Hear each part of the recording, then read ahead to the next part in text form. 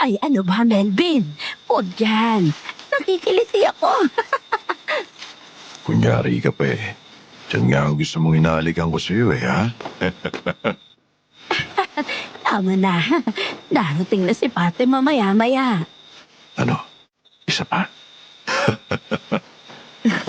Ikaw talaga. Walang kapaguran.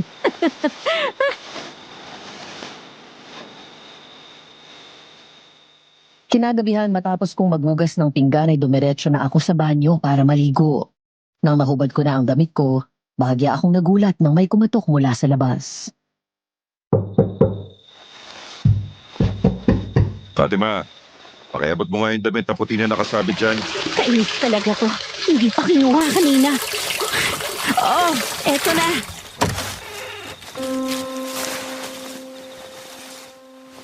Nang buksan ko ang pinto, nagtago ako sa likod at nilabas ang kamay ko para iabot ang damit. Nagulat na lang ako nang bigla akong hawakan ni Melvin sa kamay at sinipa ng malakas ang pinto kaya napasandal ako sa pader. At nanlaki ang mga mata ko nang pumasok doon si Melvin at ngumisi nang makita ang hubad na katawan ko. Agad kong hinila ang tuwalya sabay takip sa sarili ko. Lumabas ka dito, hayop ka! Isusumbong kita sa nanay ko! Sige, magsumbong ka. Kung gusto mo, samahan pa kita eh. Alam mo, matagal na ako natatakam sa'yo. At sawang-sawa na akong tumingin lang. Gusto ko naman ngayon, matikman ka.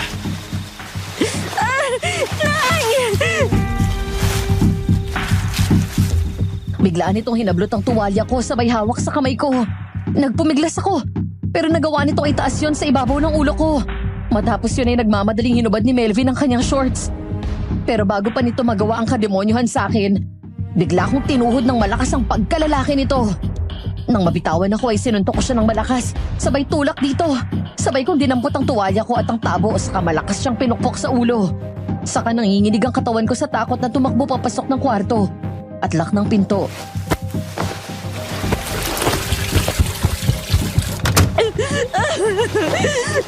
Ay! Bumalik ka rito! Habang wala akong tigil sa kakaiyak at nanginginig sa takot, nagbihis ako hanggang sa marinig kong bumalik si nanay. Lalabas na lang ako ng pinto nang marinig ko ang usapan ng dalawa. Nasa yun ang pagkakataon kanina. Hindi mo pa ginawa. Eh, malakas sumuntok ang anak mo eh. Ba't di mo ginamitan ng lakas mo? Kapag ginawa ko yun, baka mapatay ko pa siya. Bibigyan ulit kita ng pagkakataon ngayong gabi. Aalis ako. Pasukin mo si Fatima sa kwarto niya. Kailangan mabuntis mo siya bago ang susunod na kabilugan ng buwan.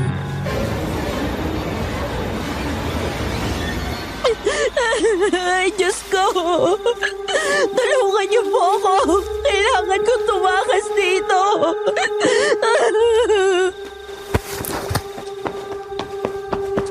Hindi na ako naghintay pa at mabilis binalot ang ilang damit ko at mga importanteng gamit. Pagkatapos ay tumalon ako sa bintana.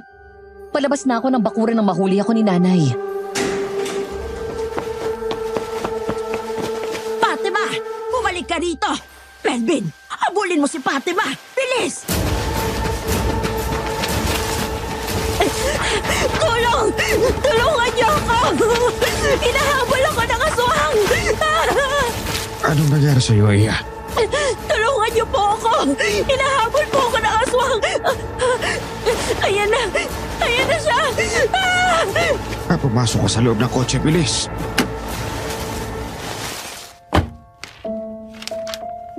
4:56 ng hapon, Huwebes, nang simulan kong isulat ang liham na ito. Dear Aswang Diaries at Madam Venus, ang ikakwento ko sa inyo ay tungkol sa isang kaganapan sa buhay ko na kahit sinong anak siguro ay hindi gugustuhin na maranasan. Tawagin niyo na lang po ako sa pangalang Fatima. Hindi ko tunay na pangalan at pinanganak sa malayong probinsya ng Negros Occidental. 18 years old ako nang pagtangkaan akong pagsamantalahan ng lalaking kinakasama ng nanay ko. Bukod doon, ay natuklasan ko rin ng gabing iyon ang lihim ng nanay ko at sa kinakasama niya na naglagay sa buhay ko sa alanganin. Sa aking pagtakas nakilala ko si Mang Danilo, ang mabait at mayaman na tumutulong sa akin. Kinupkup niya ako at dinala sa Maynila. Namasukan ako sa kanya. Pinag-aral niya ako at tinuring na parang tunay na anak. Mula sa pagiging kasambahay, nagtrabaho ako sa kanyang kumpanya. 10 taon ang lumipas. Ang buong akala ko ay tuluyan ko nang natakasan ng nakaraan. Pero sa pagdating ni Matthew, ang anak-anakan ni Mang Danilo, pinakasal niya kaming dalawa at kasabay nun ay ang pagbalik ni nanay sa buhay ko. Ay, good evening po, ma'am, sir. O, Kaloy, kumusta rito sa bahay? Ayos naman po. Hinanda po ni Manong yung paborito niyong pagkain. Sakto, nagugutom na rin ako. Fatima, kain na muna tayo bago ka magpahinga. Yes, sir. Iakyat ko na po muna itong mga gamit ko sa kwarto ko. Ay, sir. Nagkausap pala kami ni Sir Matt. Anong sabi? Hinahanap po kayo at tinatawagan ka daw kanina pero hindi ka raw makakontak. Sir, pwede ko po bang malaman kung anong sinabi nyo para makumbinsi si Sir Matthew na umuwi at manirahan na dito sa Pilipinas for good? Sinabi kong papakasalan ko ang isa sa kasambahay ko. Po? Halina sa loob at nagugutom na ako. Ito, sir, talaga oh. Inaatake na naman ang kapilyuan. Sigurado ako masasermo na naman yan ni Sir Matthew. 10 taon na ako dito pero kahit isang beses, hindi man lang umuwi dito si Sir Matthew. Nasanay daw kasi sa buhay sa Amerika kaya halos ayaw na umuwi. Sub-sub daw sa trabaho. Ayaw mag-asawa. Alam mo naman yun si Sir, tumatanda na. Gusto na magkaapo. Mabait ba yun? Ay, oo, sobra. Kasing bait ni Sir. Sa 1 linggo na daw yung uwi nun eh. Naku, sigurado magkakasundo kayo nun. Dahan-dahan akong naglakad palapit sa isang kubo.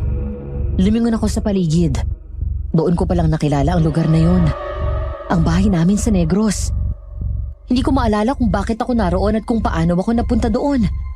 Hanggang sa may marinig akong nakakatakot na alulong ng isang aso.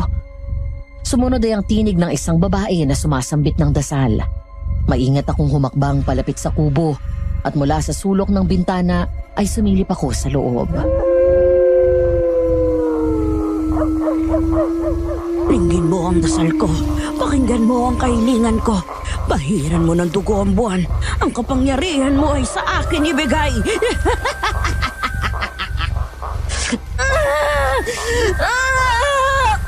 Sige, umiri ka pa. Malapit na.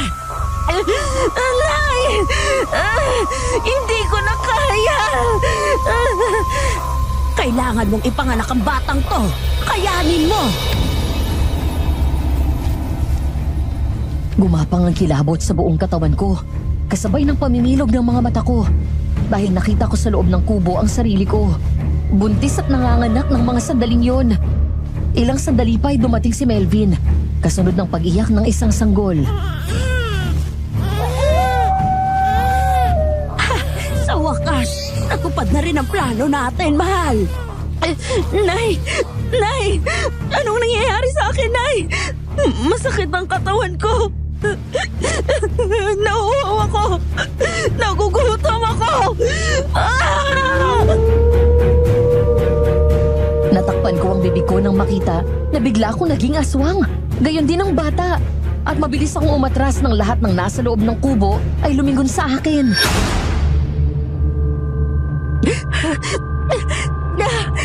Hindi ka makakatakas, Fatima!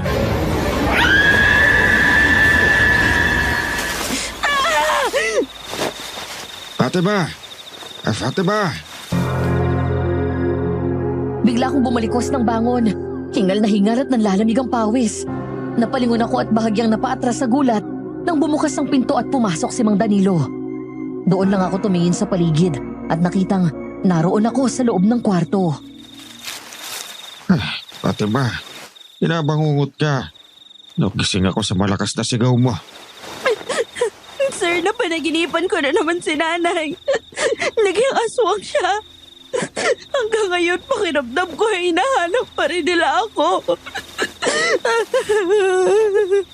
10 taon na nakalipas.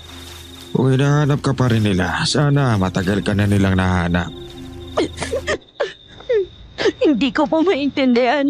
Pero nitong mga nakalipas na linggo, Palagi ko napapanaginipan si nanay. Paulit-ulit. Nakikita ko na nanganak ako ng aswang at naging aswang din ako. Natatakot po ako. Huwag kang mag-alala. At narito ka sa poder ko, walang maaaring gumalaw sa'yo. Ang pinagtataka ko, isang magaling na mambabarang si nanay. Bakit mula nang tumakas ako, wala siyang ginagawa sa akin? Samantalang nag-iwan ko sa bahay ang karamihan sa gamit ko. Dahil may kailangan siya sa'yo. Kapag binarang ka niya at sinaktan at kinamatay mo, para na rin niyang itinapon ang pagkakataon na matupad ang kanyang plano. Pwede rin, kahit papano ay umiral pa rin ang pagiging nanay niya sa'yo at ayaw kanyang saktan. Sige na ito ang tubig. Inumin mo muna yan at huwag mo na munang isipin yan. Opo, salamat po. Mula doon sa kwarto ay narinig ko ang pagbukas ng gate at ang tunog ng sasakyan na pumasok. Sinipat ko ang sarili sa salamin bago lumabas. Pababa pa lang ako ng hagdan nang marinig ko ang masayang tinig ni Mang Danilo. Matthew, my son. Finally, anak, you're home. Hi, Dad. So happy to see you. Kumusta na po kayo? Eto, mabuti. Lalo na kayo na nandito ka na. Halika na sa loob, tara na. Kaloy, sabihin mo kay Manang na maganda na makakain at tawagin mo si Fatima. Opo. Kuya Kaloy, kumusta? Ako sir, mabuti naman po. Welcome home po Salamat, salamat. Ito pala si Fatima. Halika dito, umupo ka.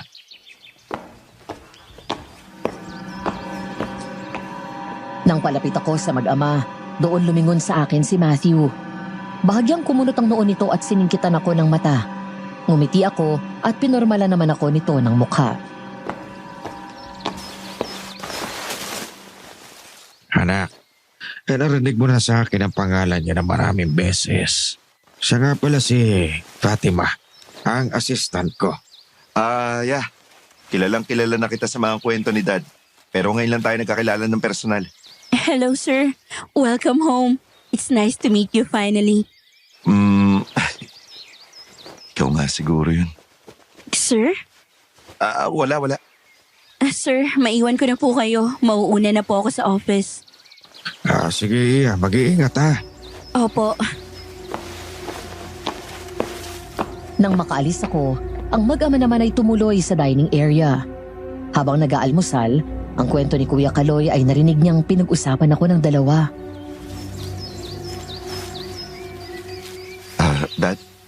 That Fatima girl. Siya ba yun? Oo, siya nga. Maganda, hindi ba? Bukod doon ay mabait pa talaga at masipag. Maasahan mo sa lahat ng bagay. Dad, ang bata nun. Hindi. Naku, nasa tamang edad na yun. 28. Kahit na. Talagang pinawi niyo ako dahil dyan. Anak, pagbigyan mo na ako. Magiging masaya ako kapag naging masaya ka sa desisyon ko at tatanggapin mo. Bukod ron, isang dekada na mula nang umuwi ka. Kapag tumatanda na ako, kailan mo pa ba ako bibigyan ng panahon na makasama ka? Kapag naghihingalo na ako. Okay, I'm so sorry. Alam mo naman ang dahilan kaya hindi ako umuwi dito, di ba? Ayoko lang kasi na ma-disappoint ka. Ayoko lang basta rin magtiwala. Bukod sa pangalan, hindi ko naman kilala masyado yung babaeng yun.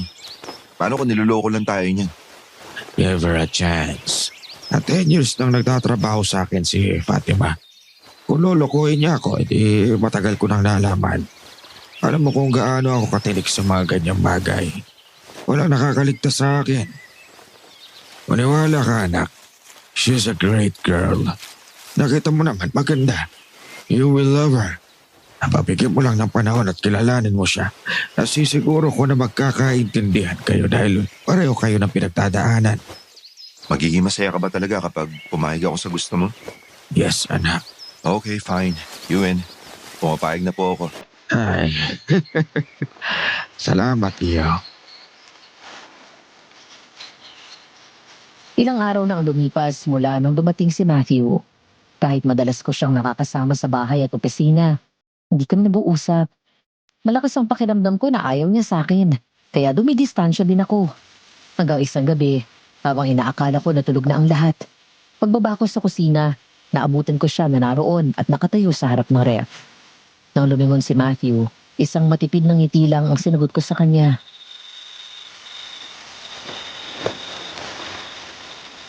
Oh, gising ka pa pala? Hindi ako dinadalaw ng antok eh. Oh, bakit nagugutom pa rin? Hindi, iinom lang ng gatas. Ikaw ba? Nagugutom ka? Medyo. I'll make a sandwich. You want some? No thanks. Okay na ako sa gatas. Katahimikan muli ang naghari matapos ang maikling pag-uusap na yun. Habang umiinom ako ng gatas at busy ito sa paggawa ng kanyang sandwich, bigla itong nagsalita na kinasalubong ng kilay ko. I don't know much about you, Fatima. Pero ngayong nakita na kita ng personal, well, you're not that bad. Maganda ka. Mukha namang mabait at malaki ang tiwala ni Daddy sa'yo. Pero kahit na ganun, alam mo ba, hindi ko gusto yung idea na plano ni Dad. Anong pinagsasasabi nito? Sir, ang totoo eh, hindi ko po alam ang sinasabi niyo. Oh, come on, Fatima. Hindi mo kailangan magkunwari sa akin. Alam ko na eh, Ang alin nga po? na ikaw ang kasambahay na pakakasalan ni Dad. Ano? Ako? Aray ko. Hindi ako makahinga. Ang sakit sa tiyan. Will you stop laughing? Wala nakakatawa sa sinabi ko. Anong wala? Ako ang pakakasalan ni Sir. Ay, Lord, ang daming joke dito sa mundo. Okay.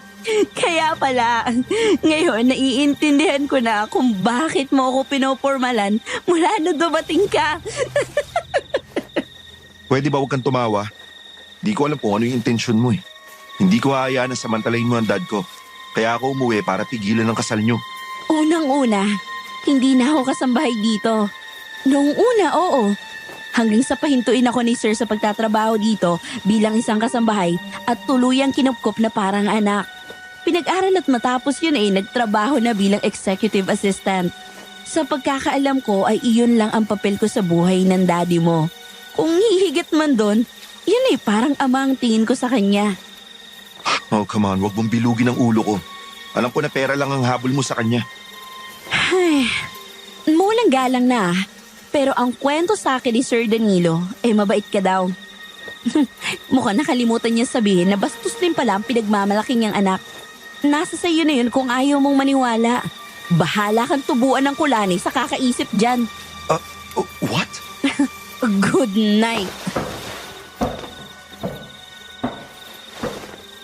Naglakad na ako papunta sa hagdan nang bigla akong lumingon. Gayon din si Matthew. Nang marinig ang tunog na may nabasag na kung ano. Huminto ako pabalik nang wala sa oras. Saan yung nabasag? Parang sa likod. Sandali, titingnan ko. Ako na. Baka sabihin mo hindi ako gentleman eh. Samahan na nga lang kita. Baka kasi mamaya, multo yon, tapos umiyak ka pa sa takot. Pumunta kami sa dirty kitchen. Pagdating doon ay nakita na lang namin na basag ang jealousy window. Bigla kaming napalingon nang makita namin ang kung sino na biglang tumakbo. May tao sa labas. Dito ka lang. Hoy, sandali! Mag-iingat ka! Mabilis na kinuha ni Matthew ang kutsilyo sa ibabaw ng kitchen counter at nagmamadaling lumabas. Ako na hindi rin mapakali ng mga sandaling yon ay basta na lang sumunod dahil sa pag-aalala para kay Matthew. Mula doon ay nakita namin na may taong tumakbo at lumiko sa dulo. Hinabol namin ang taong yon ngunit pagdating doon ay bigla itong nawala. Bigla akong kumapit sa braso ni Matthew nang marinig ang nakakatakot na angil na yun. Ang pamilyar na tunog na yun. Isang dekada na ang lumipas mula nang una kong marinig yun. Agad nanginig ang mga kamay ko dahil sa takot. What the hell was that? Halika na, sir. Bumalik na tayo sa loob. Sandali. Hindi pa natin nakikita kung sino pumasok. Baka mamaya magdanakaw eh. Halika na! Bilisan mo! I said just wait. Natigilan kami pareho at napaatras habang nakaambalang ang kutsilyong hawak ni Matthew. Hanggang sa lumabas mula sa dilim ang isang pares ng mga matang kulay dilaw at nanlilisik sa galit.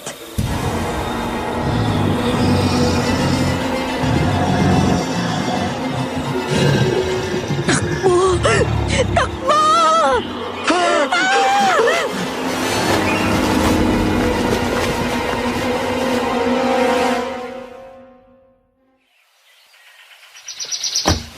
Pagbaba namin ni Matthew ng sasakyan ay sabay kaming lumingon sa isa't isa. Pareho nagtataka kung bakit kami pinatawag doon sa coffee shop. Malayo pa lang ay natanaw na namin si Mang Danilo, nakaupo sa isang outdoor table at umiinom ng kape. Dad, Oh, mabuti at nandito na kayo. kanina pa ba kayo? Medyo, pero ayos lang. Nag-enjoy naman ako dito. Coffee shop sa loob ng park. Ay, very relaxing.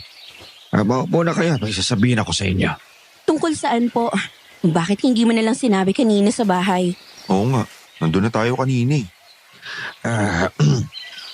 Narito ako para pag-usapan ng kasal. Dad, let me get this straight. Hindi ako pabor sa plano. Hindi ako papayag na ikasal ka dito sa babaeng to.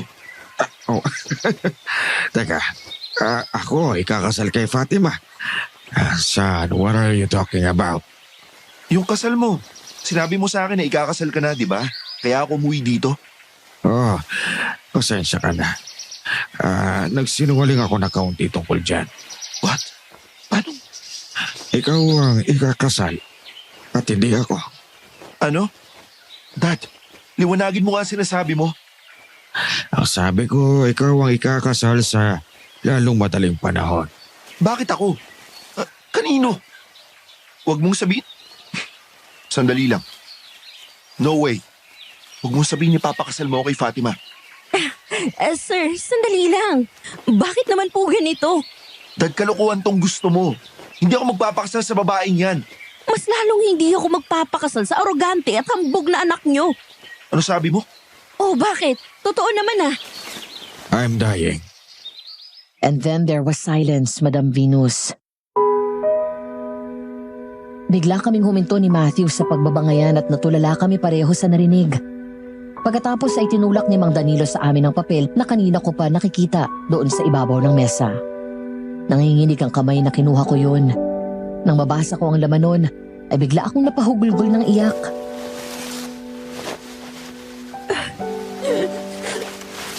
I have a cancer.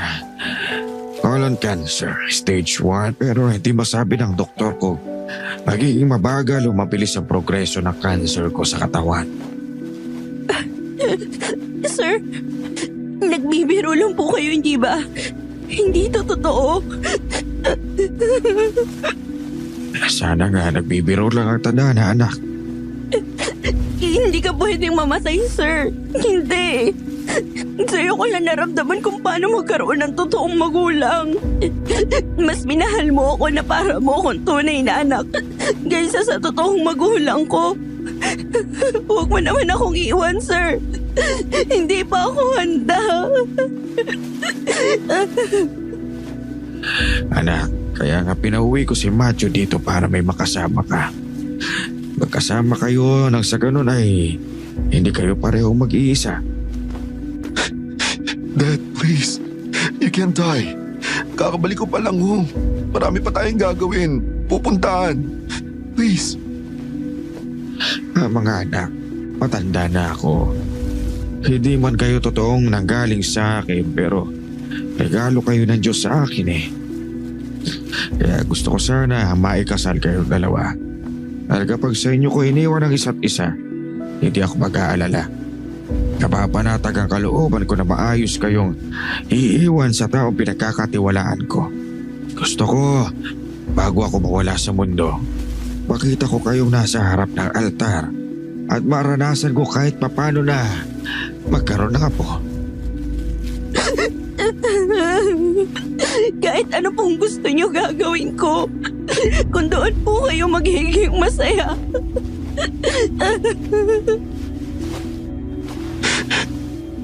Kung magiging masaya ka, sige, papayag ako. Pakakasalan ko si Fatima. Sir? Kinuha ko ang kamay ni Mang Danilo at humagulgol ako ng iyak. Hindi ko matanggap na may sakit siya. Isipin ko pa lang, hindi ko kaya na mawala ng gano'n ang taong nagligtas sa buhay ko.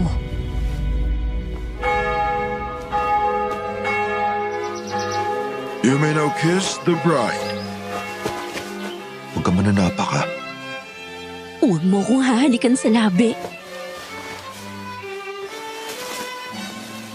Nanlaki ang mga mata ko nang parang sadyang nangaasar si Matthew at tuluyan pa rin akong hinalikan sa labi.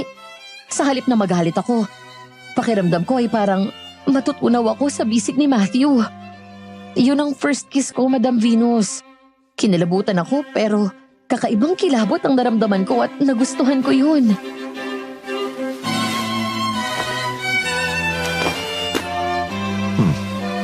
Not bad. Matamis ang labi mo. Buset. Pabuhay ang bagong kasal!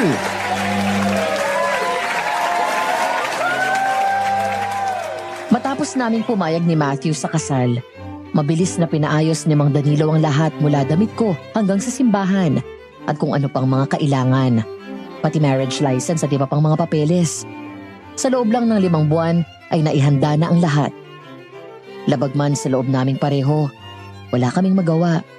Hindi na kami pwedeng umatres pa. Pilit naming isinantabi ang inis namin sa isa't isa, alang-alang kay Mang Danilo.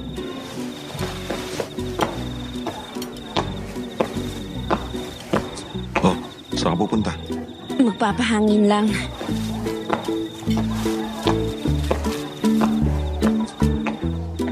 Lumingon ako nang sundan ako ni Matthew. Tapos na ang programa. At ang mga natira na lang sa party ay ilang mga bisita. Si Mang Danilo, Daddy, ay maaga na ring pinagpahinga. Nang makalayo kami, napalingon ako kay Matthew nang hawakan ako nito sa kamay.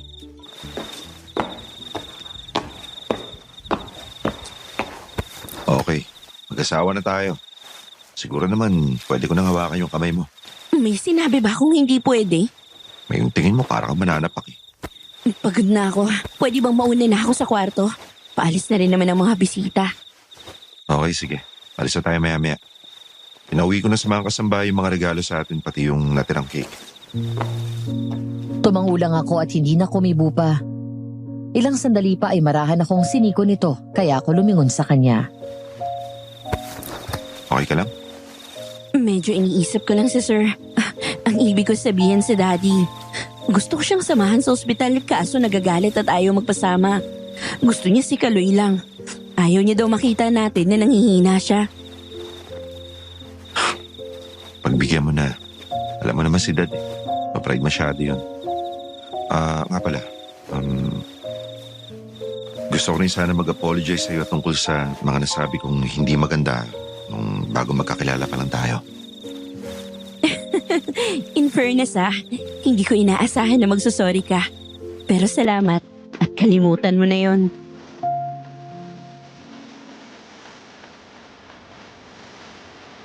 Ilang sandali pa ang lumipas.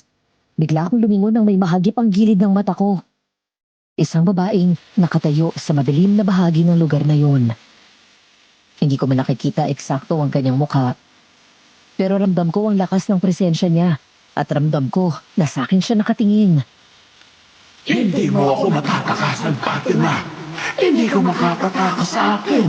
Ako ang nanay mo, kaya babalik ka sa ayaw at sa gusto mo. Tama na! Tigilan mo na ako! Fatima, ano nangyari sa'yo? Bigla kong tinakpan ng tenga ko at mariing pumikit ng paulit-ulit na mag-echo sa pandinig ko ang boses ng nanay ko. Hinawakan ako ni Matthew sa balikat at pinihit paharap sa kanya. Nang tumingin ako muli sa kinatatayuan ng babae, wala na siya doon. Hanggang sa bigla akong mapahawak ng mahigpit sa kamay ni Matthew. Dahil sa halip na ang babae ang makita ko, isang nakakakilabot na nilalang ang nakatayo doon. Matthew! Aswang! Ano? May aswang! Ayun! Nandun sa tabi ng malaking puno! Shh! Halika na, bilis! Gano'n na lang ang gulat na bumakas sa mukha ni Matthew nang makita nito ang tinitingnan ko. Itsurang tao, pero nanilisik ang dilaw ng mga mata at ang bibig nito ay malaki na parang halos sumabot yun sa tenga. Ang mga ngipin nito ay mahahaba at matutulis. Gayon din ang mga kuko nito. Nang magsimula itong humakbang palapit sa amin, tumakbo kami pabalik at nakihalubilo sa mga tao. Ma'am, Kuya, tulungan mo kami! May aswang! ano po? May aswang! Kitang-kita namin ni Matthew! Nandoon sa bandang likod! Pumunta sandali kami doon para magpahangin. Tapos nakita na lang namin yung aswang. Sinubukan pa nga naming lapitan eh. Pero bago yun, may babae muna ako nakita, kuya. Narinig ko ang boses ni nanay. Baka siya yung babae. Baka nahanap na niya ako. Ma'am, huwag po kayong magpanik. Ito po Mula ngayon, isuot niyo to. Kayo ni Sam. Ano to? Proteksyon po yan laban sa kulam o barang. Ako na pong bahala dito. Mas mabuti umakyat na kayo sa kwarto. Kuya, huwag niyong sasabihin to kay Daddy. Yes, ma'am. Kanina pa ako nakahiga sa kama. Nawala ang antok ko dahil sa pagpapakita sa akin ng aswang. Bumalik ang dating takot na naramdaman ko noong tumakas ako kay nanay. Biglang nawala doon ang isip ko nang bumukas ang pinto ng banyo at lumabas si Matthew. Nakasuot lang ito ng jogging pants pero walang damit pang itaas. Hindi ako kumibo, ni hindi ako lumingon sa kanya. Hindi mo naman ako siguro patutulugin sa sofa, no? Dito ka sa kama. Uy, misis. Bakit nakataligod ka sa akin? Natatakot ka ba na may gawin ako sa'yo? Wala naman akong sinabi ah. Pero, pwede ba ako magtanong tungkol sa nangyari kanina? Huminga ako ng malalim at humiga ng maayos, saka tumitig sa kisame. Habang si Matthew ay tumagilid ng higa at tumingin sa akin. Anak ako ng isang mambabarang. Mas matindi sa kulam ang ginagawa niya. Kaya niyang pumatay ng tao at lagyan ng mga insekto ang katawan ng gustong ipabarang sa kanya. Marami na siyang napatay. At mayroon siyang karelasyon na lalaki na mas bata sa kanya. Hindi ako pabor sa pambabarang ni nanay. At dahil doon, pati ako ay nalayuan na ng mga kaibigan ko. At akala nila, ganun din ako. Hanggang isang gabi, pinagtangkaan akong pagsamantalahan ng boyfriend ni nanay. Nakalaban ako at nakatakbo. Nung magsusumbong na dapat ako, nalaman ko na alam ni nanay yon. At ang masakit, nasa plano pala nila na galawin ako ng boyfriend niya. Ano? Anong klaseng nanay siya? Hindi pa doon natatapos ang lahat, Matthew. Plano pa nilang buntisin ako at gawin akong aswang. Aswang? Oo, nang gabing yun, nalaman ko na aswang ang boyfriend ni nanay. Dahil may edad na siya at hindi na kayang magbuntis. Gusto nilang magkaanak at ako ang gusto nilang magbuntis sa anak nila. Hindi ko alam sasabihin ko pero... Sorry walang hiyang nanay mo. At alam ko kung ano ang barang. It's a demonic thing. Kaya nga tumakas din ako ng gabing yun. Ayoko maging instrumento para sa kasamaan nila. Lalong ayoko magbuntis ng anak ng aswang. Sa pagtakas ko, doon ko nakilala ang daddy mo. Nakita niya akong tumatakbo at takot na takot. Tinulungan niya akong tumakas. Kinupkup niya ako, pinag-aral at tinuring na parang tunay niyang anak. Pareho pala tayo ng pinagdaanan eh. Mambabarang lang yung pagkakaiba ng nangyari sa atin. Talaga? Paanong pareho? Well, bago ako kupkupin ni Dad, galing din ako sa Negros. Si Dad ang nagsabi na isang bayan lang yung layo natin sa isa't isa. Mahirap lang kami at sa bukid nagtatrabaho ang mga magulang ko pati ang kuya ko. Hanggang isang araw, biglang nagbago si kuya. Para siyang nasisiraan ng bait. Then, nung kinagabihan, naging aswang siya. Pinatay niya yung mga magulang at ibang kapatid namin. Kung hindi ako nakatakas, malamang napatay rin ako. At nung tumakas ako, gaya mo, doon ko nakilala si Dad. Tinulungan niya ako makaahon at tumasenso. Gaya mo, tinuring niya rin akong tunay na anak. At dahil sa trauma ko sa nangyari at sa nasaksihan ko, dinala niya ako sa Amerika. And then, mula nun, hindi na ako bumalik dito at mas pinili ko manirahan doon. Kaya pala hindi ka umuwi dito. Gaya mo, Natatakot din ako na baka masundan din ako ni kuya.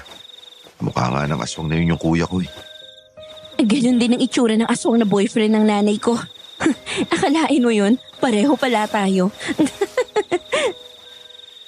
Gusto talaga ni Dad na tumulong sa mga gaya natin biktima ng aswang. Ang kwento ni Dad sa akin nun, taga Negros din siya at ang buong pamilya niya, pinatay rin ng aswang. Kaya yun, binenta raw niya yung bukid nila at lumuwas ng Maynila. Dito siya nagnegosyo hanggang yumaman siya. And mula nun, bumalik siya sa Negros para tulungan yung mga gaya niyang naulila o biktima ng mga aswang. Kaya pala gano'n na lang din ang takot mo. Kaya huwag ka mag-alala. Ngayon nandito na ako. 2 tayong lalaban sa aswang. Alang-alang kay Dad. Ay, matulog na nga tayo. Wala bang good night kiss? Ano ka? Sinuswerte? Gusto naman oh. Parang di ka naman asawa. O sige na nga. Yes! Alam mo, sarap mong halikan.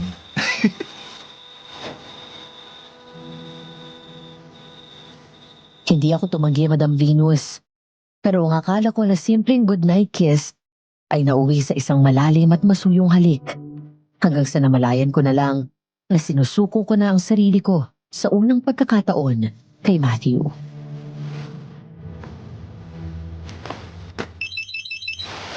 Hello, Dad. Kumusta ka na? I'm okay. Ang sarap sa pandinig na sa wakas ay Daddy na ang tawag mo sa akin. Dapat kasi, sinabi niyo na maaga para noon ko pa kayo natawag na Daddy. Hindi mo lang alam kung gaano ako kasayan at tinupat ninyo ang hiling ko. Alam kong hindi magiging madali pero dalangin ko na tumating ang araw na magmahalan kayong tunay. Kahit naman medyo antipati ko yung anak mo, mabait naman tsaka sweet at maalaga. Nasaan na ba yung mga asawa mo? Nandoon na po sa parking lot, naghihintay na sa akin. Galing siya sa client meeting eh. Sige, mag-iingat kayo pag uwi ha. Okay, Dad.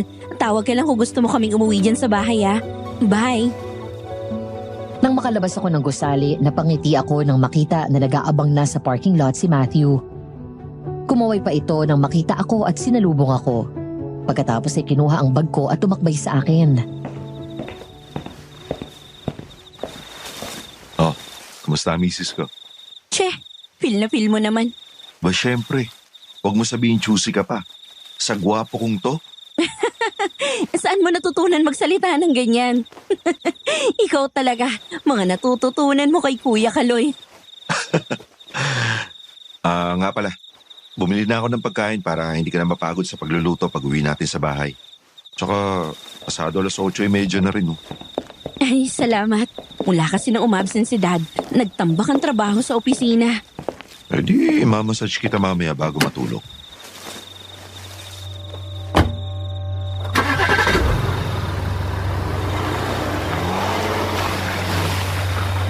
Agad kaming umalis doon nang makasakay sa kotse. Makalipas ang humigit kumulang 30 minutes at makarating kami sa parte ng kalsada na medyo madilim at konti na lang ang mga sasakyan at tao na dumadaan. Biglang natapakan ni Matthew ang preno nang biglang may tumuwid na may edad na babae at tumayo sa gitna ng kalsada. Anak naman, sira ulo ba to? May balak yatang magpakamatay to. Uy, sandali! Huwag ka na bumaba. Diyan ka lang. Hindi, bababa din ako. Baka magkagulo pa eh. Nang, mawalang galang na ho ah. Pero ipapahamak niyo ako sa ginagawa niyo eh. Umalis kayo dyan sa daan. Matthew, tama na. Kumusta na, anak kong Suwail? Bigla akong natigilan ng marinig ang boses ni Nanay, Madam Venus. Para akong nanigas na lang sa kinatatayuan ko at nangilabot ang buong katawan ko. Agad akong pumikit at yumakap ng mahigpit sa asawa ko. Nagbabaka sakali na isa na naman yung imahinasyon ko o panaginip.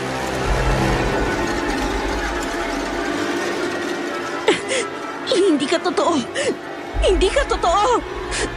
Hindi ka... Ah! Lumayo ka! Huwag mong hahawakan ang asawa ko! Halos mapatalon ako sa gulat nang maramdaman ko ang malamig at magaspang na kamay na yon na humawak sa braso ko. Mabilis naman akong nilayo ni Matthew.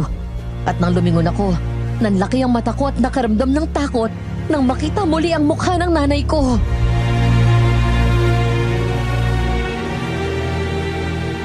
Nay, mabuti naman at kilala mo pa ako. Anong ginagawa niyo dito? Ano pa? Para kunin ka at ibalik sa probinsya natin. Hindi ako sasama sa inyo. May asawa na ako, Nay. Wala akong pakialam. Sasama ka sa akin sa ayaw at sa gusto mo. At para ano? Para ibigay doon sa demonyong Melvin na yon? Hindi mo pwedeng ilayo si Fatima sa akin. Huwag kang makialam dito. Kung ayaw mo, patayin kita. Huwag mong sasaktan ang asawa ko, Nay. 10 taon mo akong pinagod sa kahahanap sa iyong lintik ka. 10 taon ako nagpigil na hindi ka saktan, kaya magpasalamat ka sa akin. At utang na loob ko pa. Kaya lang naman hindi mo ako mabarang-barang ay dahil may kailangan ka sa akin. Mula noon pa, nagbulag-bulagan ako sa masamang gawain mo dahil nanay kita. Pero ang bigyan mo ng permiso ang hayop na yon para pagsamantalahan ako para lang magkaroon kayo ng anak na aswang. Hindi ako tanga para pumayag sa gusto nyo. Tigilan mo ako sa kaartehan mo. Sasama ka sa akin at ikaw ang magbibigay ng anak sa amin ni Melvin. Nang subukan akong hawakan ni nanay, mabilis akong nilayo ni Matthew at tumakbo kami pabalik ng kotse. Pero bago pa kami makasakay, mula sa dilim ay biglang lumabas ang aswang na nakita ko noong gabi ng kasal namin. Kung nakakatakot ang itsura nito sa malayo, mas doble ang takot na naramdaman ko ngayong nakikita ko siya ng mas malapit.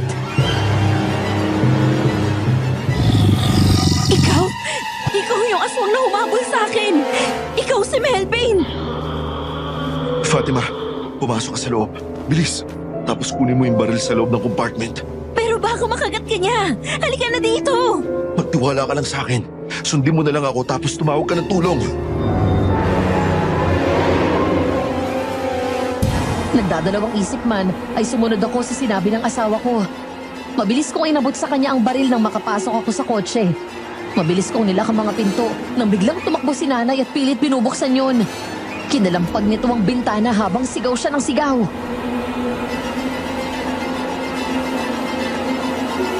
Fatima!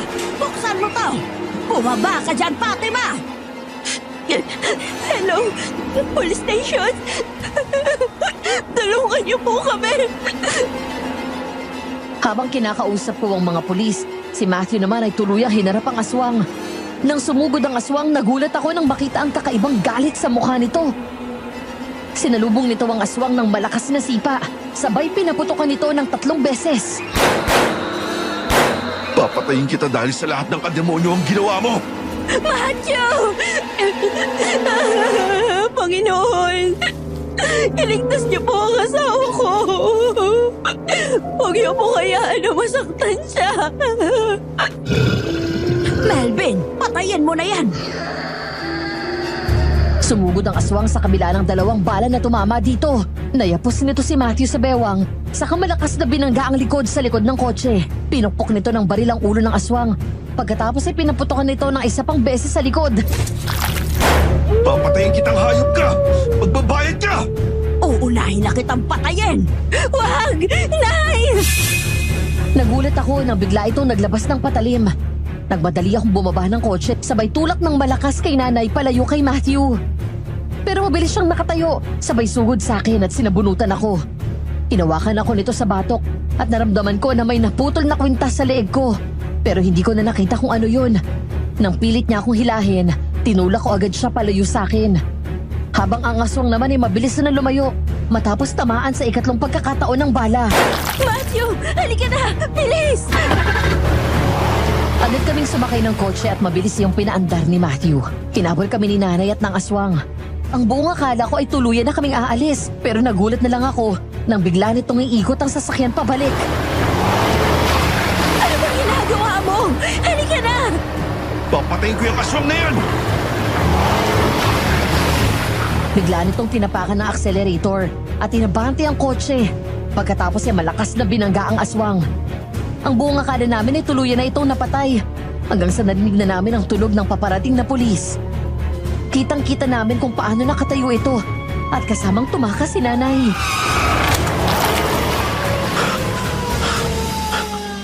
Ayos ka lang ba? Sinaktan ka ba ng nanay mo? Ayos lang ako. Munti ka na niyang saksakin kanina kaya napababa ako ng kotse. Sigurado ko na babalik sila. Ngayong natuntun na ako ni nanay. Hindi na siya hihinto hanggat hindi ako nakukuha. Kapag bumalik siya, huwag na huwag kang lalapit sa kanya. Huwag mong hayaan na mahawakan ka niya o kahit ano sa mga personal mong gamit na idinidikit mo sa katawan mo. Kaya-kaya kanyang barangin sa isang dampi at bulong niya. At yung ibinigay ni Kuya kay Loy na kwintas, huwag mong ilalayo sa katawan mo. Teka, ang kwintas ko, nawala. Hayaan mo na yun. Humingi na lang tayo ulit kay Kuya Kaloy.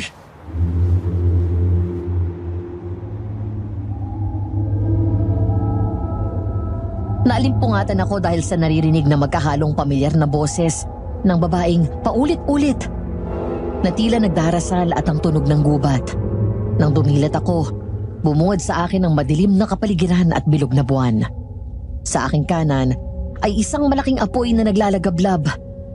Nang tumingin ako sa kaliwa, bigla akong napaatras nang makita si nanay. Nakatayo sa tabi ko habang nakahiga ako sa ibabaw ng isang mahabang mesa. May hawak na bote, may manikang itim sa loob. Ilang hibla ng buhok ko at may hantik na gumagapang sa paligid ng manika. Nay, anong ginagawa niyo? Matagal na panahon ko nang pinalampas ang ginawa mong pantatraidor sa akin. Ngayon, matitikman mo ang galit ko! Nay, wag! Sinubukan kong bumangon pero hindi ko magawa. Noon ko lang napansin na nakatali ang mga paa at kamay ko sa mesa. Ilang sandali pa bigla akong sumigaw ng malakas nang dumating si Melvin. Nasaan yung aswang ito at wala nang suot na damit? Wag! Wag!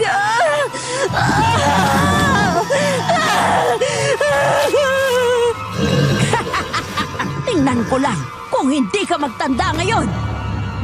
Bigla akong namilipit sa sakit ng tiyan. At ilang sandali pa ay may nararamdaman na akong gumagapang sa loob. Napaiyak ako sa labis na takot nang sunod kong maramdaman na umaalsa ang ilang parte ng balat ko. Sa braso, sa binti, pati na rin sa mukha. Sumigaw ako nang maramdaman ko ang walang kahalintulad na sakit. Parang anumang oras ay sasabog ang balat ko. Matapos yun ay napatingin ako sa paanan ko nang sumampa doon sa mesa si Melvin. Anong gagawin niyo? Wag! Wag! Nay! Parang awa mo na! Tama na! Ngayon na! Angkinin mo na siya! Wag! Fatima! Si nanay, binarang niya ako. May nilagay siyang malaking langgam sa katawan ko. Si Melvin, gagasain niya ako. Fatima, shh. Calm down. Panaginip lang yun. Wala dito ang nanay mo. Ligtas ka na. Ligtas na tayo. Nang lumingon ako, doon ko nakita si Matthew at ang kulay puting silid na kinaroroonan ko. Sa likod nito ay ang doktor at nurse. Nang masiguro ko na wala ang panganib sa paligid ko, saka pa lang ako nakahinga ng maluwag.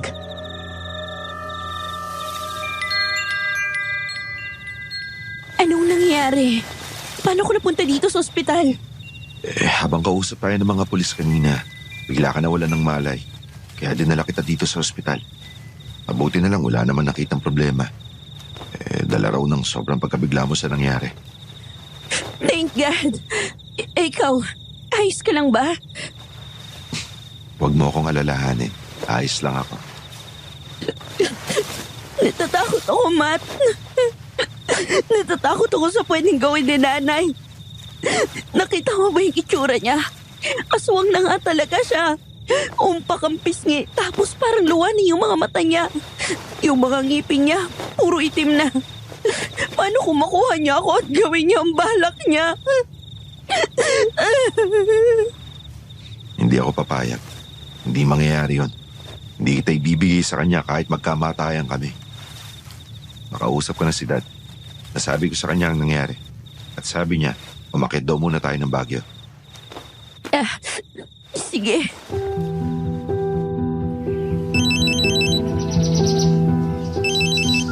Hello, Matthew. Nandiyan ba kayo sa bahay? Yes, Dad. Kakarating lang namin mga 30 minutes ago. Magpahinga na kayo. Lalo na yung asawa mo. Pag-relax kayo dyan at huwag nyo nang isipin yung trabaho, lalo na yung si Lupe. Libangin mo yung si Fatima. Ipagpalagay nyo nang nasa honeymoon kayo. Yes, Dad. By the way, kailan po kayo susunod dito? May tinatapos lang ako dito tapos susunod na kami dyan ni Kaloy. At nga pala, Dad, kumusta na yung pagpapagamot nyo? Sa susunod na balik nyo sa doktor, sasama na kami ni Fatima, ha? Nako, wag na. Kaya na namin ni Kaloy to. Sige ha, bababa ko na to.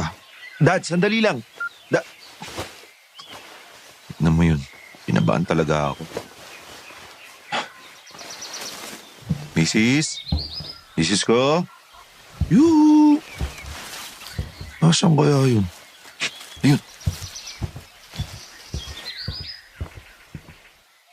Napalingon ako at ngumiti nang lumapit ito pagkatapos ay umakbay sa akin. Naroon ako sa veranda at gaya ko ay pinagmasdan din ni Matthew ang magandang tanawin na nakapaligid sa amin. So, iniisip mo pa rin ba ang nanay mo? Hindi ko naman maiwasan. Kahit ganun siya, nanay ko pa rin siya. Humihiling na lang ako ng himala sa langit na sana hindi siya nagkaganon. Since andun na tayo, paano ba naging mambabarang ang nanay mo? Ang alam ko kasi base sa kwento niya noon sa akin, albularyo daw ang lola ni nanay at ipinamana sa kanya ang pagiging albularyo nito. Hanggang sa may nakilala siyang isang matandang babae, tapos tinuruan siya ng paggamit ng mahikang itim. Natuwa daw siya, kaya mula noon ay nagpractice na si nanay ng black magic. At ang kauna-unahan niyang binarang ay yung nobyo ng gusto niyang lalaki na kaibigan niya. Nung mamatay ang babae, sa kanya nakuha yung lalaking gusto niya. At hanggang sa lalo siyang naingganyo ng mambarang nang may magbayad sa kanya ng malaking halaga. Ayun, doon na nagsimula ang lahat. Yung lalaki na gustuhan ng nanay mo, anong nangyari sa kanya? Sabi mo nakuha niyo yung lalaki sa uli. Ewan, iniwan daw siya noong nalaman na mambabarang siya. At nalaman na siya yung bumarang at pumatay sa girlfriend niya. Ang pakilala niya daw kasi nung una ay albularyo siya. Kaya ayun, iniwan niya si nanay. Iniwan niya kami. Yun ang tatay mo? Oo, pero hindi ko na siya nakilala. Umalis na daw si tatay nung nalaman niya na buntis si nanay sa akin. Kamusta naman ang childhood mo? Nung bata ako, kahit na nambabarang na si nanay noon, hindi naman niya ako pinapabayaan. Mabait siya, malambing, maalaga, mga katangian na namimiss ko sa kanya. Hanggang 15 anyos ako na makilala niya si Melvin. Dati siyang assistant ni nanay. Tapos ayun, nagkaroon sila ng relasyon. Nabaliw siya sa lalaking yun. Ginawa niya ang lahat para sa kanya. Mula nung maging sila, bigla siyang nagbago. Nawalan siya ng pakialam sa akin. Pinabayaan niya ako at umikot na sa Melvin na yun ang mundo niya. Hanggang sa kalaunan, nagulat na lang ako na makitang sumamba na siya ng tuluyan sa demonyo. Fatima, alam pong masakit. Pero sa nangyayari ngayon, hindi natin masisiguro ang kaligtasan niya. Maaari siyang mamatay. Alam ko, Matt. Tanggap ko na yun. Matagal na dahil sa mga ginagawa niya. Pero sa tuwing iisipin ko yun, nasasaktan ako. Siyempre, nanay mo siya. Teka nga dito.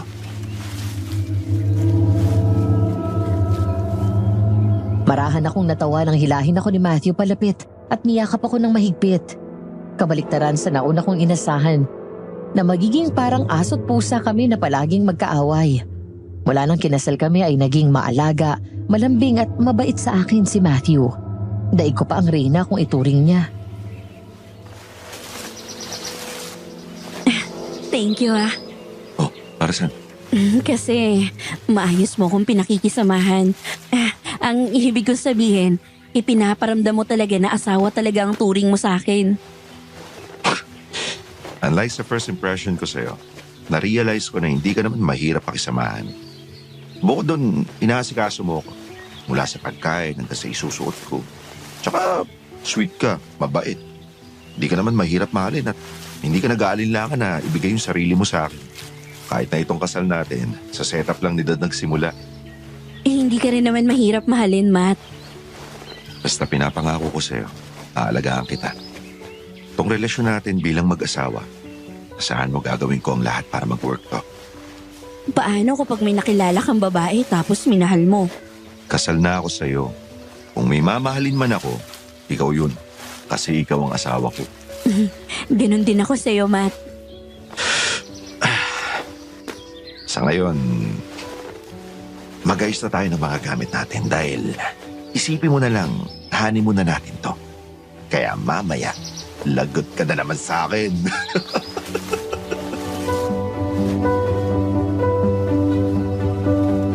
Makalipas ang 5 araw ay sumunod na doon sa Baguio si Daddy. Para itong walang sakit, masigla at mukhang malusog pa rin. Ngunit ng gabing yon na dumating sila, doon nagsimula ang kakaibang nangyari sa akin. 2 oras matapos kumain ng hapunan ay nagsimula ang pananakit ng tiyan ko.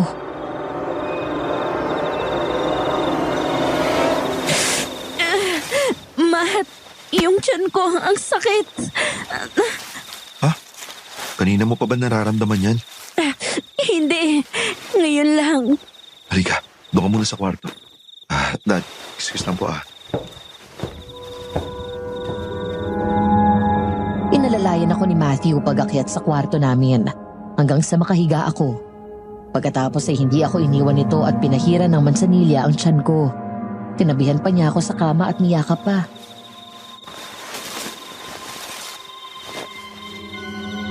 Baka naman kasi naparami ang kain mo kanina. Hindi naman eh. Sakto lang yung kinain ko. Kung nasusuka ka, sabihin mo agad sa akin para madala kita sa banyo, ha? Lumipas ang ilang minuto. Ayon kay Matthew, matapos nitong hilutin ang tiyan ko, ay bahagya daw akong nakaramdam ng ginhawa at nakatulog. Kaya iniwan na niya ako sa kwarto namin. Ngunit makalipas lang ang 1 oras, tumakbo na siyang bumalik kasama si Daddy at Kaloy. Matapos marinig ng mga ito ang malakas na sigaw at daing ko dahil sa pamimilipit ko sa sakit ng tiyan.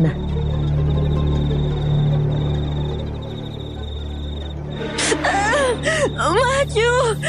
Aray ko! Ang sakit! Fatima, ano nangyayari sa'yo? Ang sakit ng tiyan ko! Nararamdaman ko na may kumakagat sa loob! Naku, nagdudugo ang ilong niya. Hindi! Lumayo ka sa akin! Ayoko sumama sa'yo, Nay! Ayoko! Fatima, wala ang nanay mo dito. Nababarang siya. Ano nangyari yun? Hindi ba't binigyan mo kami ng kwintas para hindi kami talaban ng barang? Ay, oo nga pala. Nawala yung kwintas niya nung gabing hinarang ni Aling Lupe ang kotse namin. Biglang lumaki ang tiyan niya. Paano nangyari yan? Hindi pa ganyan ang tiyan niya kanina.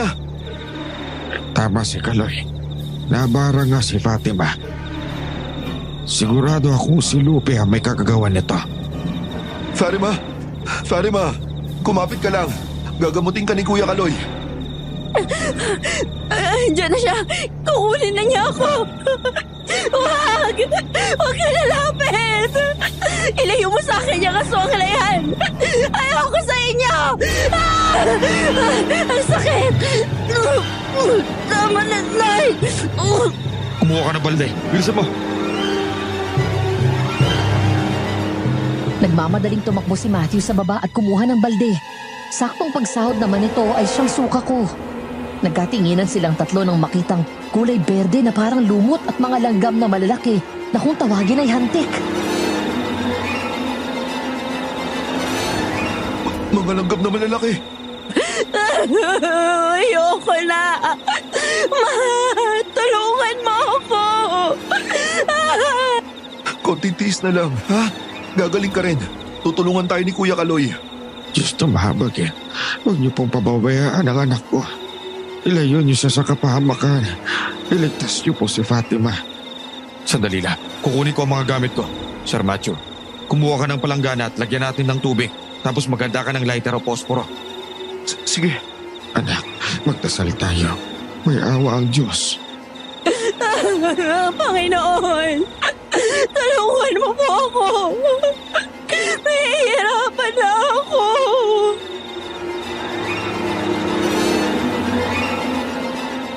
Sa pamamagitan ng tinunaw na kandila na pinatak sa tubig, lumikha iyon ng imahe na nagpatibay sa hinala ni Kuya Kaloy na nababarang nga ako. Nang matapos iyon ay sinunog nito ang insenso at dahon ng alagaw saka pinausukan ng buong katawan ko. Habang si Matthew ay hindi umaalis sa tabi ko at hinahawakan lang ako sa kamay. Para saan yan, kuya? Para malinis ang enerhiya ni Fatima. Kapag ganitong nababarang ang isang tao, tumitikit sa kanya ang masamang enerhiya mula sa mamabarang. Tulungan mo ko. Tiktikin mo itong mga tao nito. Sumunod si Matthew at nang matapos yun, ay kinuha nito ang isang bote na may laman na langis ng niyog. Dinasalan bago pinahid sa tiyan ko, maging sa noo, mga kamay at binti. Saka tinapal ni Kuya Kaloy ang mga halamang gamot na pinadikdik kay Matthew sa tiyan ko. Pagkatapos ay may kinuha itong isang pirasong dahon at inipit iyon sa pagitan ng mga daliri ko sa paa. Kinuha nito ang palaspas na may bigas na hindi pa naalis sa sanga at ang dulo ng buntot pagi, saka ito umusal ng dasal. Alam ko ikaw ang may kagagawa nito, Lupe. Kayang-kaya kitang patayin ngayon din. Wala kang konsensya. Sarili mo nga nagagawa mong pahirapan ng ganito. Lumayas ka! Masakit! Masakit, kuya! Magdasal tayo, Fatima. Limitado lang ang kaalaman at kakayahan ko. Ang pananampalataya at paniniwala mo sa Diyos ang higit na makakatulong sa iyo para gumaling ka. Kinuha ni Kuya Kaloy ang Biblia at pagkatapos ay nagdasal itong muli sa kapinatong iyon sa tiyan ko at pinahawakan sa akin. Panginoon na makapangyarihan sa lahat, dinggin mo ang tinig ng inyong abang lingkod. Pagalingin mo po si Fatima at ilayo sa kampo ng kadiliman na nagpapahirap sa kanya. Wala nang mas makakahigit sa kagalingan at taglay ng inyong mapagpalang kamay. Amen. Amen. Amen! Inumin mo ito para isukan mo lahat ng mga nilagay na atik ni Lupe. Pagkatapos ipainom mo sa kanya itong tubig. May orasyon na yan at tsak na malilinis ang tiyan niya. Tapos ito, isuot mo rin to pangontra sa barang o kulang. Kuya, magiging maayos na ba siya? Oo. Kailangan lang niya ng magpahinga para bumalik ang lakas ng asawa mo. Huwag mo na muna siya palalabasin ng bahay. Sige. Salamat, kuya. Maraming salamat, Kaloy. Mabuti na lang narito ka. Walang anuman po.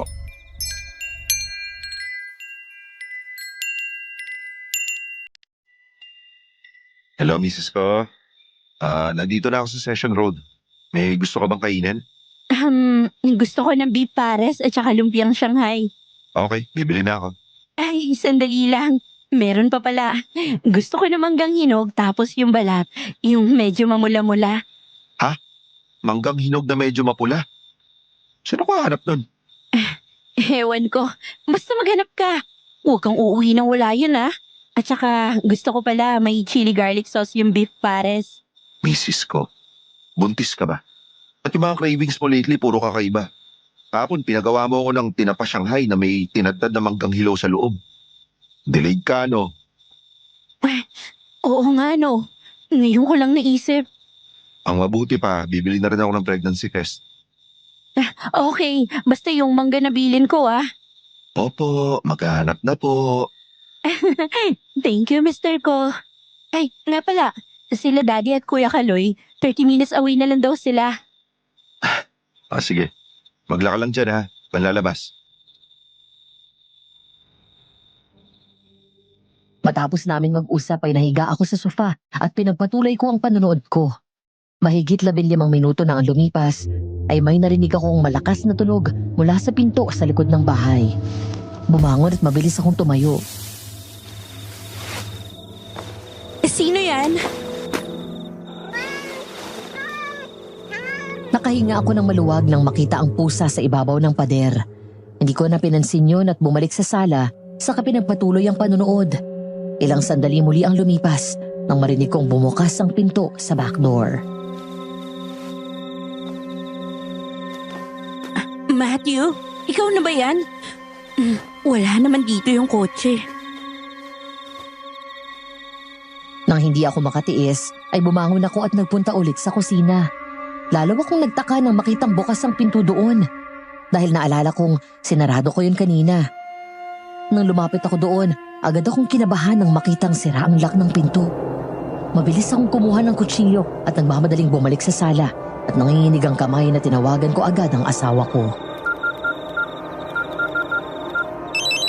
Hello, Mrs. Ko. Pauwi na po ako. Nakahanap na ako ng mamulap. Bilisan mo! May nakapasok yata dito. Ano? Sira yung lock ng pinto sa likod. Kanina ko pa sinarado yon. Sige, pauwi na ako. Hintay mo. Naputol na ang sinasabi ni Matthew nang may biglang umagaw ng phone ko mula sa likod. Ganun lang ang hilakbot ko nang lumingon ako at makita si Melvin na nakatayo doon.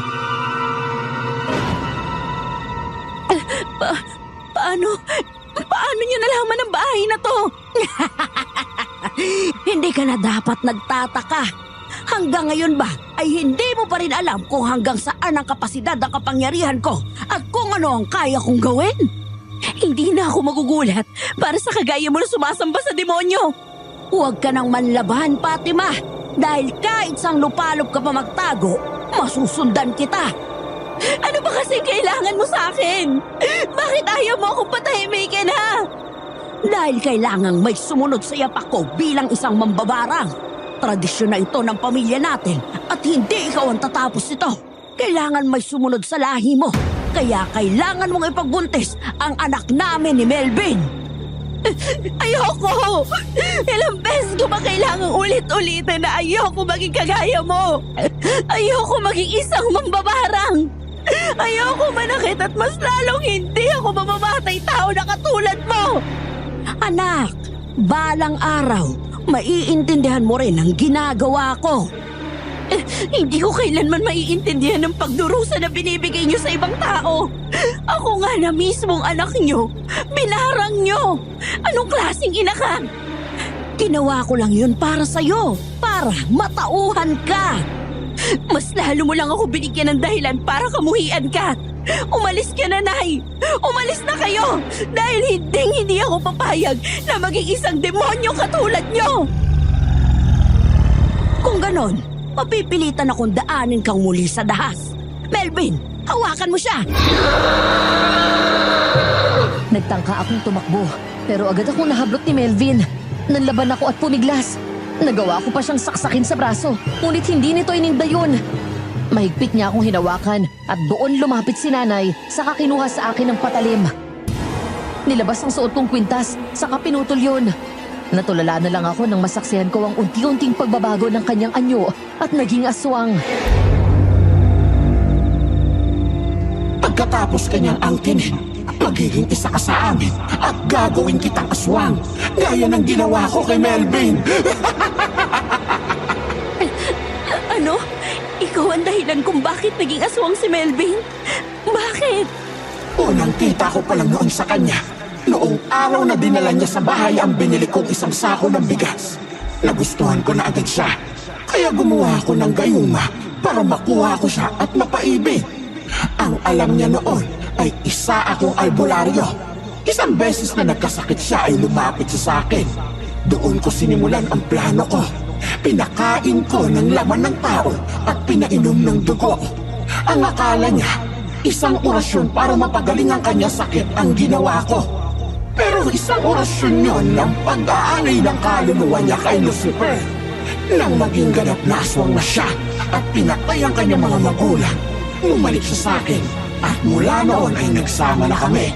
At dahil sa paulit-ulit naming pagtatalik at dahil sa pagkain ko ng mga pagkain na hinaluan ng laway niya, hindi nagtagal, pati ako ay naging aswang na rin. Nasaan ang konsensya mo, Nay?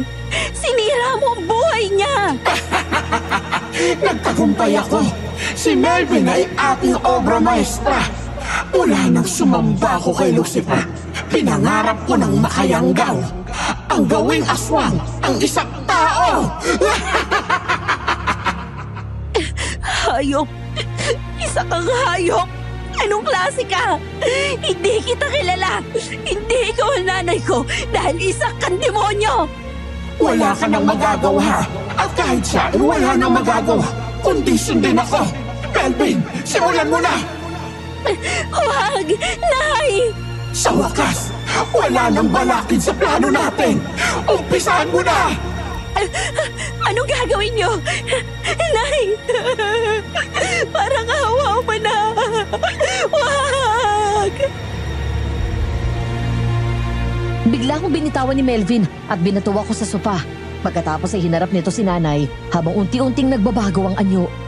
Hindi ko maintindihan pero may nakita akong matinding galit sa mga mata ni Melvin.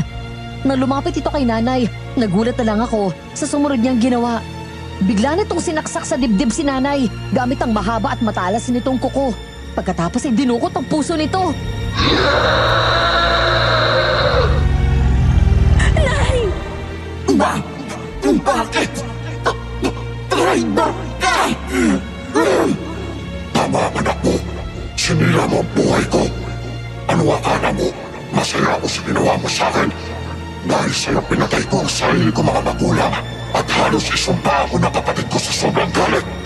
Ninakaw mo mga pangarap ko. Ang akala mo ba sarap na sarap ako sa'yo sa tuwing nagtatalit tayo?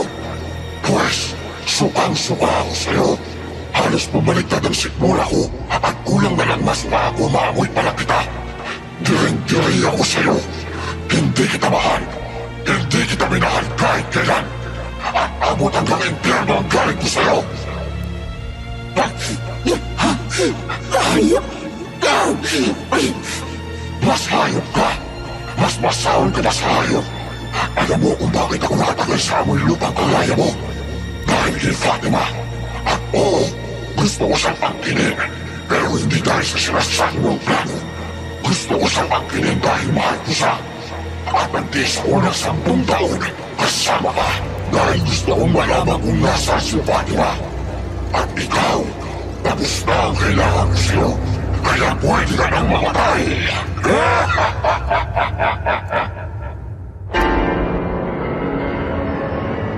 Agad bumagsak sa sahig si nanay nang hilahin ni Melvin palabas ang puso niya.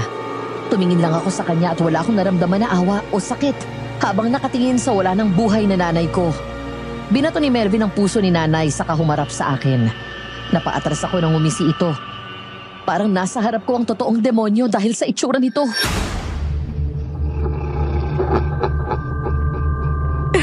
Huwag! Huwag, Melvin! Maawa ka!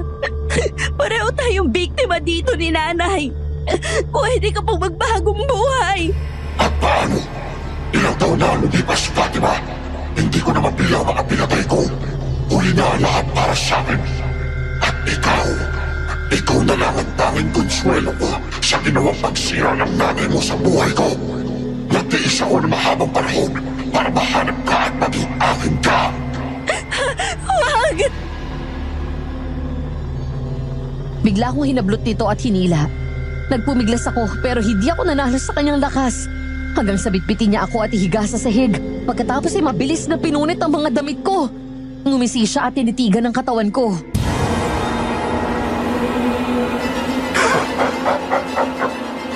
Ang tagal kong inasal na muling makita ang katawan mo. Ikaw, Fatima. Ikaw ang bumuhay sa dugo ko. Ikaw ang dahilan kung bakit buhay pa ako. Ang pagnanasa ko ay gusto ang matikman ang bawat himay-himay ng katawan mo. Maawa ka, Melvin. May asawa na ako.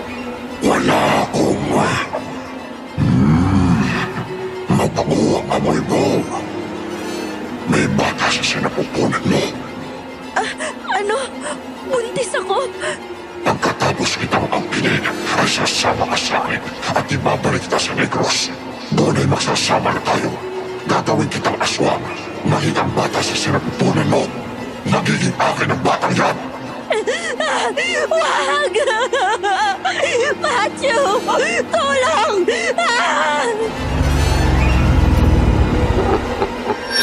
Maigpit na hinawakan ni Melvin ang mga kamay ko at sinimulan ng masamang balak sa akin. Pero bago pa man ito magtagumpay, biglang dumating si Matthew, sabay malakas na pinalo ng malakas ang aswang gamit ang hawak nitong tubo. Lumayo ka sa asawa ko! Pati ba naman ikaw? ikaw, maghihirap lang ka sa gusto ko. Lumayo ka sa kanya! Sumugod ang aswang kay Matthew pero agad siyang nakaiwas. Sabay palo muli ng mahabang tubo sa likod nito. Agad siyang tumakbo palapit sa akin at hinarang niya ang sarili sabay dampot ng kutsilyo. Pinatay mo sila nanay at tatay. Hindi na ako makakapayag na pati si Fatima kunin mo sa akin. Matagal ko na pinagsisira ang ginawa ko, Matthew. Pero hindi ka pa rin nagbago. Nagpadala ka kay Lupe at paulit-ulit kang pumatay. Siya ang kuya mo na sinabi mong naging aswang? Oo, nung gabing hinarang nila ang kotse natin, doon ko lang siya nakilala. Ako ang unang nakakilala kay Fatima. Hinintay ko siya. Pinantayan. Wala akong pakialam. Napatay kita. Lumayo si Matthew mula sa akin. Sinunggaban ni Melvin sa leeg at malakas na binangga sa pader ang likod nito. Kasabay nito ay sinaksak ni Matthew ang aswang sa puso. Umagos ang luha niya ng matitigan sa mata si Melvin at umagos ang dugo mula sa bibig nito. Ilang sandali pa ay humahangos na dumating si Kuya Kaloy at agad may sinuot na kwintas sa aswang na may itim na hiyas bago umusal ng dasal. Ang itim na hiyas ang magpapatigil sa kanyang puso at tuluyan na siyang mamamatay. Tama na ang pag-aasik mo ng Lucky Melvin. Patay na si Lupe. Nabigyan na ng katarungan ang ginawa niya sa'yo. Patawarin mo ako, kuya. Alam kong hirap ka na. Magpahinga ka na. Pasensya ka na. Hindi ako pwede magparaya at ibigay sa si Fatima. Dahil asawa ko na siya. At mahal ko na siya. Sorry, kuya. Nanginginig ang mga kamay na binitawan ni Matthew ang kutsilyo nang bumagsak ang aswang sa sahig. Nagmamadali akong lumapit sa kanya at umiiyak na nagyakap kami ng mahigpit. Matapos yun ay hinubad ni Matthew ang jacket niya at pinasuot yun sa akin para matakpan ang katawan ko. Wala na si nanay. Wala na ring aswang. At sa wakas ay natapos din. Wala nang manggugulo o magbabanta sa mga buhay natin. Ako na ang humingi ng tawad sa ginawa ng kuya ko. Huwag kang humingi ng tawad sa kasalanan na hindi mo naman ginawa. Ang importante ngayon, pareho tayong ligtas. Fatima, Sir Matthew, ayos lang kayo? Nasaktan ba kayo? Ayos lang kami. Maraming salamat sa pagdating, kuya. Nga pala, yung pagkain na pinabili mo, malamig na. Initin na lang natin. At may sasabihin pala ako. Sabi ng aswang kanina sa akin, buntis daw ako. Talaga? Matthew, Fatima, may kailangan pa kayong malaman. Gulat na gulat ako nang basahin ko ang papel na inabot sa akin ni Daddy. Mabilis na umagos ang luha ko nang mabasa ko ang certified true copy ng birth certificate ko. Nakalagay doon na siya, si Mang Danilo na nagligtas sa akin, ay walang iba kundi ang totoong tatay ko. Ikaw ang totoong tatay ko? Oo, anak. Kaya nagabing tumakas ka naabutan mo ako noon malapit sa inyo. Dahil palagi ako nakaabang at nakaantabay sa iyo. Sa bawat okasyon ng buhay mo. Birthday, graduation, Pasko, bagong taon. Nandun ako nakatanaw sa malayo. Binabantayan ka. Tawarin mo ako kung iniwan kita, ha? Noong nalaman ko ang totoong pagkatao ng nanay mo, iniwan ko siya at hindi itinuloy ang pagpapakasal sa kanya.